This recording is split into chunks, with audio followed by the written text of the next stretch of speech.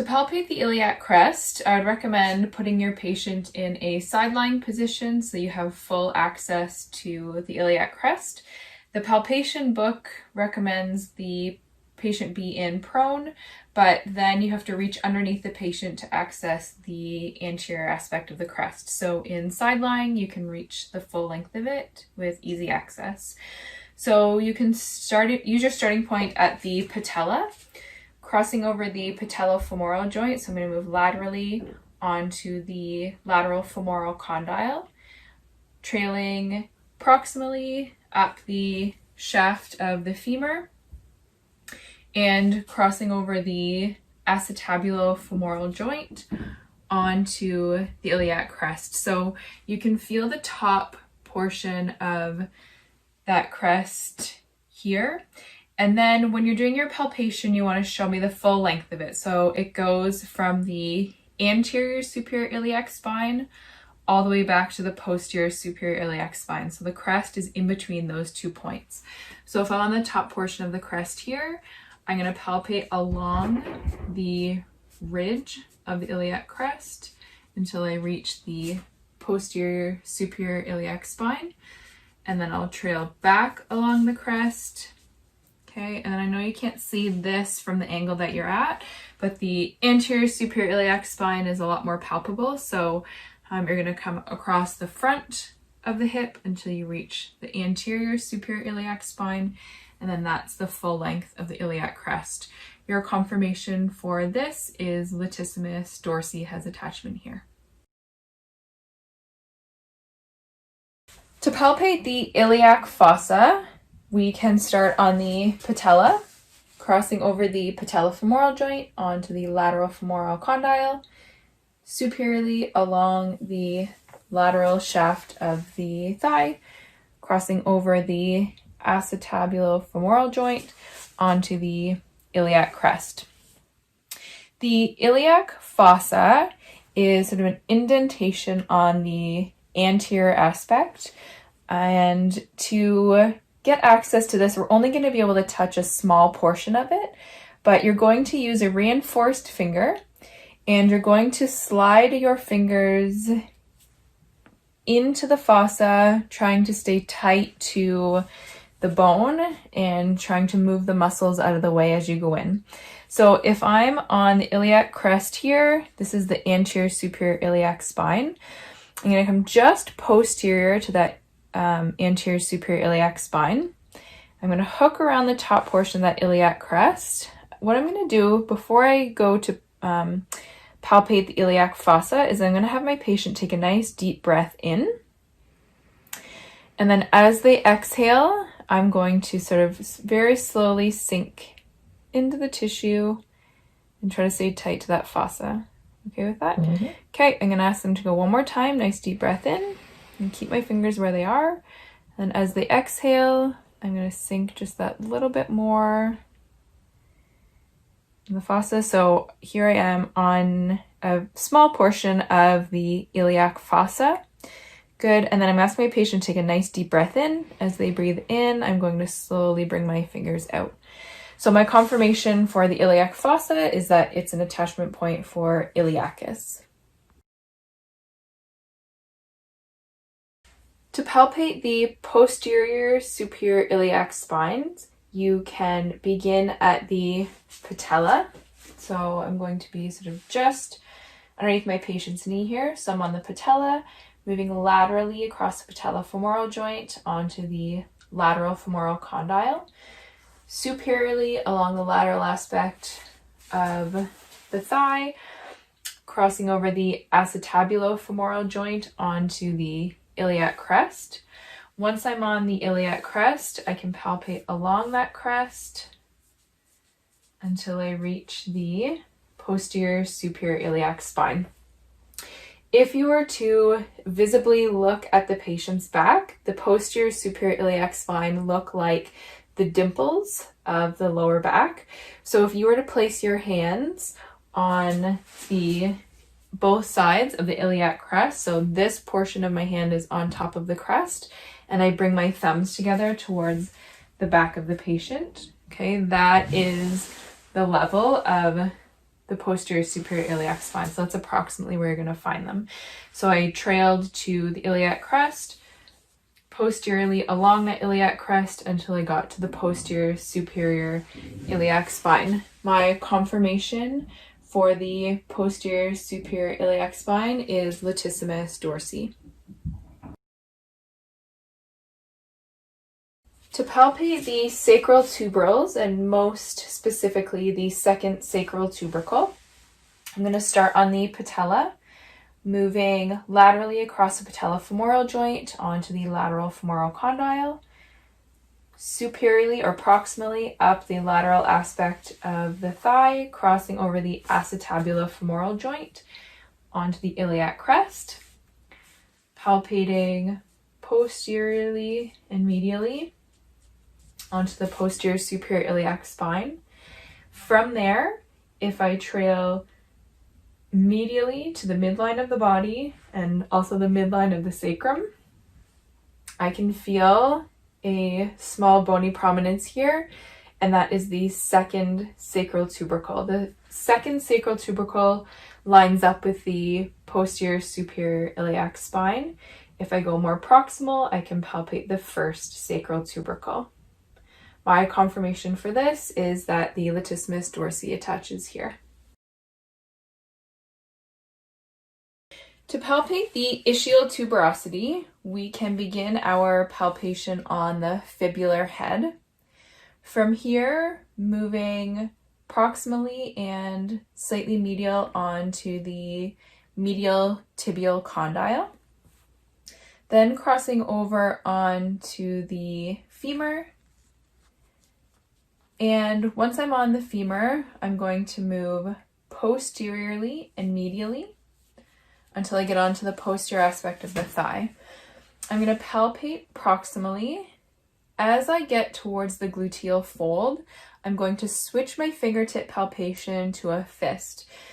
I want to do that extra consent to ensure that my patient is comfortable if I palpate through the gluteal region, because this is a sensitive area. So are you okay if I palpate through the gluteal region? Yeah. Okay, so I'm going to switch from a fingertip to a fist, and I'm going to be feeling for the ischial tuberosity, which is a large bony prominence, just slightly superior to that gluteal fold. So as I press anterior and superior, I'm running into that ischial tuberosity right there. So once I've found it, then I could switch back to a fingertip palpation and I'm on the ischial tuberosity there. So my confirmation for this is the ischial tuberosity is an attachment point for the hamstring muscles.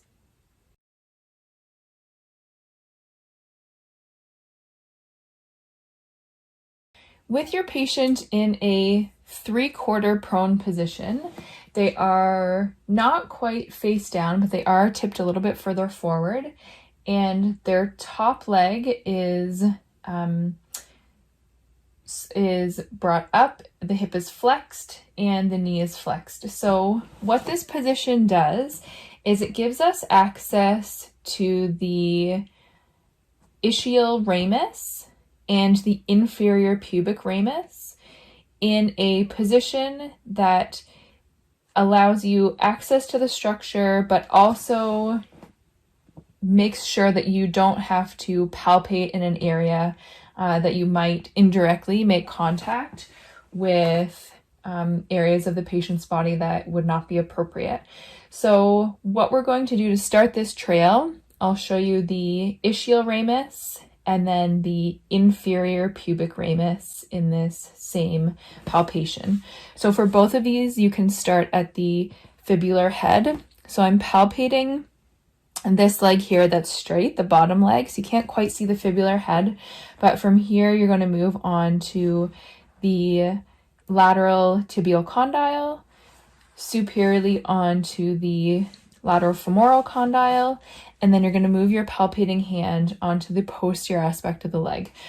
So similar to palpating the ischial tuberosity, you're going to come proximally up the posterior aspect of the thigh. You're going to switch your hand to a fist and you're going to palpate for the ischial tuberosity. Okay, so once you make contact with the ischial tuberosity, you can switch your palpation back to fingertips. So right here, I'm on ischial tuberosity.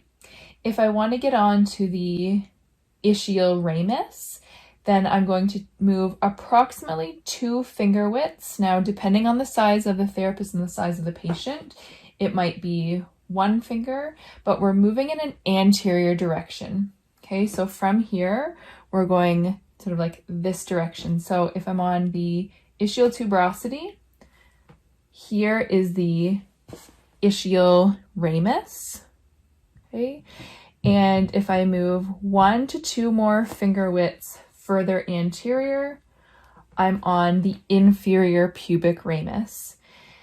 Again, in this 3/4 prone position, this allows you to access these particular structures in a way that you're not going to indirectly contact areas of the patient's body that would be inappropriate. But before you get up into palpating these particular structures, make sure you are getting consent from your patient so they know exactly where you will be palpating. The confirmation for the ischial ramus and the inferior pubic ramus is adductor magnus.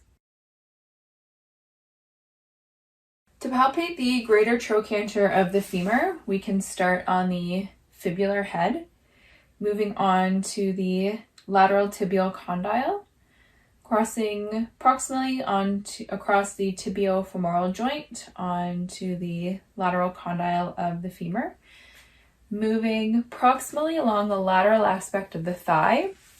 The greater trochanter is a very large bony prominence located on the lateral aspect of the femur. So once you palpate it, you can show the full area, the full structure, and a confirmation for the greater trochanter is it's an attachment point for gluteus medius. To palpate the anterior superior iliac spine, our starting point can be the patella, moving laterally onto the lateral femoral condyle, proximally up the lateral aspect of the thigh, crossing over the acetabulo-femoral joint onto the iliac crest. From the iliac crest, I'm going to follow it anteriorly until I get to the most anterior aspect, and that is the anterior superior iliac spine. This is a large bony prominence that is quite readily palpable, and this is an attachment point for tensor fascia lata. To palpate the anterior inferior iliac spine, we can begin our palpation on the patella, moving across the patellofemoral joint onto the lateral femoral condyle, moving proximally along the lateral aspect of the thigh to the iliac crest, anteriorly along the iliac crest until you reach the anterior superior iliac spine. From there, we can move just slightly inferior and a touch medial to access the anterior inferior iliac spine. Now, it's important to note that the anterior inferior iliac spine is more difficult to palpate due to the musculature that overlies this region. So you will need to push a little bit deeper, and you can try to confirm with activation of rectus femoris. So if I'm currently on the anterior superior iliac spine, I want to go just slightly inferior and a little bit medial, okay? And then rectus femoris does hip flexion, so I can ask my patient to lift their leg just slightly and then push up into my hand, so extend your leg. Okay, good, relax. So if I push deep, you okay with that? Mm-hmm. And then I'm on the anterior inferior iliac spine, and my confirmation is rectus femoris.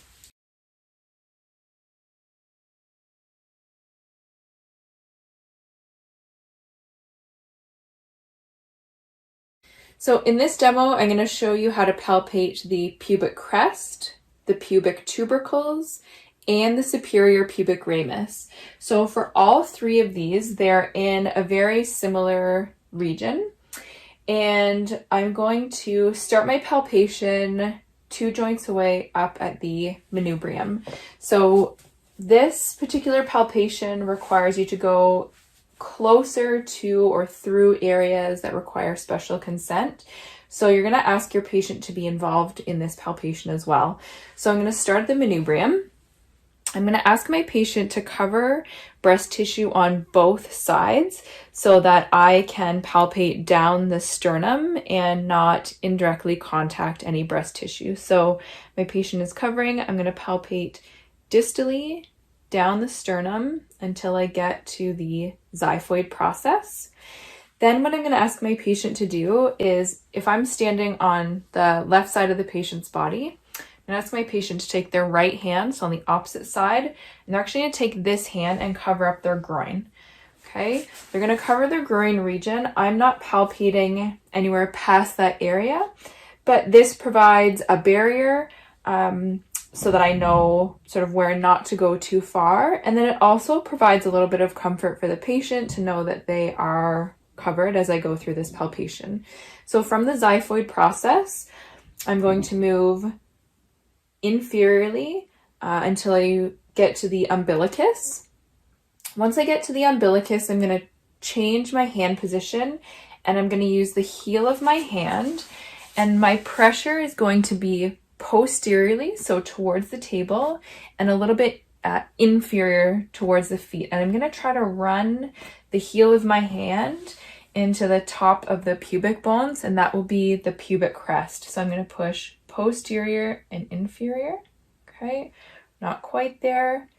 So posterior and inferior, I'm a little bit closer. Try one more. Okay. There we go. You okay with that?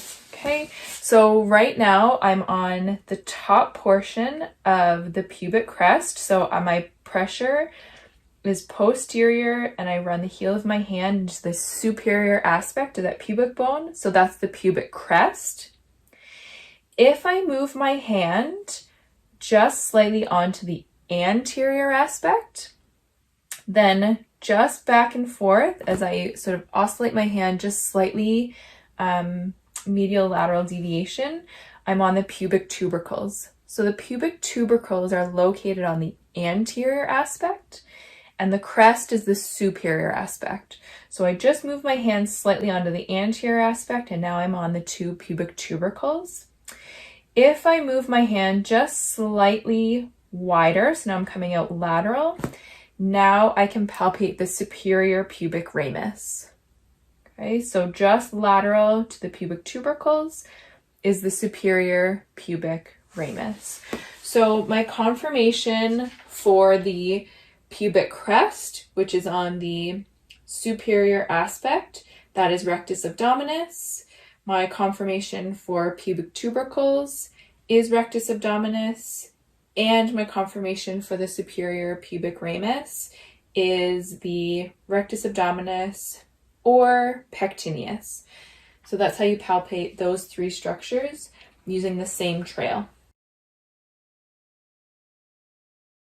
To palpate the lesser trochanter of the femur, we can start at the fibular head, moving on to the lateral tibial condyle, crossing over the tibiofemoral joint onto the lateral femoral condyle, superiorly along the lateral aspect of the thigh until we reach the greater trochanter.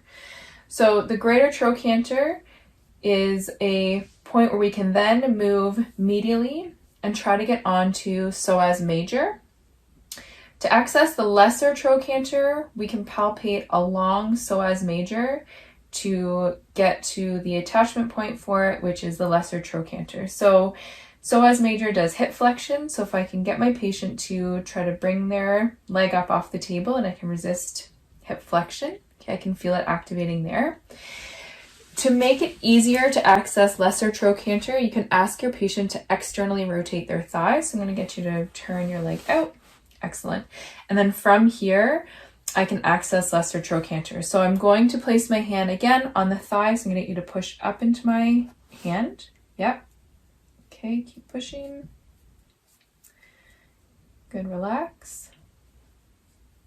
And go one more time. Okay, and then relax. So if you're having difficulty discerning between hip flexion and adduction, you want to make sure your hand's on the right area. So if my resisting hand is on the medial aspect of the knee, so go ahead and push your hand into my knee. Good, relax. Okay, and then push up into my hand. There we go. Good, relax. Okay, so we've got lesser trochanter here, so it's easier to access when the patient's leg is in that external rotation, and greater trochanter is out here, and then lesser trochanter is in closer to that posterior aspect of the femur. To palpate the gluteal tuberosity, we can start on the fibular head, moving proximally onto the lateral tibial condyle, then proximally onto the lateral femoral condyle, trailing up the lateral aspect of the thigh until we reach the greater trochanter. From the greater trochanter, we can move just slightly distally again and medial until you palpate a small tuberosity that is an attachment point for gluteus maximus. So that's our confirmation, is gluteus maximus has attachment onto the gluteal tuberosity.